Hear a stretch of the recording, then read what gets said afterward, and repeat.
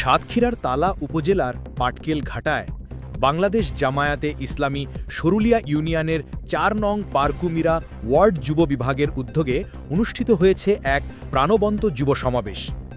শুক্রবার ১০ই অক্টোবর বিকেলে পারকুমিরা পদ্মরানী মাঠ সংলগ্ন স্থানে অনুষ্ঠিত হয় এ অনুষ্ঠানে সভাপতিত্ব করেন ইউনিয়ন যুব বিভাগের সভাপতি মোহাম্মদ তোফাজ্জল হোসেন এবং পরিচালনা করেন ইউনিয়ন জামায়াতের সেক্রেটারি মাওলানা আজহারুল ইসলাম। সমাবেশে প্রধান অতিথি হিসেবে উপস্থিত ছিলেন সাতক্ষীরা ১ তালা কলরোয়া আসনের সংসদ সদস্য প্রার্থী জননেতা অধ্যক্ষ মোহাম্মদ ইজ্জাতুল্লাহ।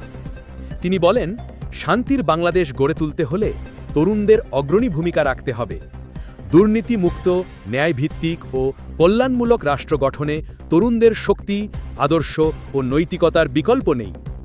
অধ্যক্ষ ইজ্জাতুল্লাহ আরও বলেন, দেশের প্রশাসন, শিক্ষা, রাজনীতি ও অর্থনীতির সর্বত্র দুর্নীতি ভয়াবহ আকার ধারণ করেছে। এই অবস্থার পরিবর্তনে নৈতিক ও আদর্শবান নেতৃত্বের পাশাপাশি যুব সমাজকেই দায়িত্ব নিতে হবে।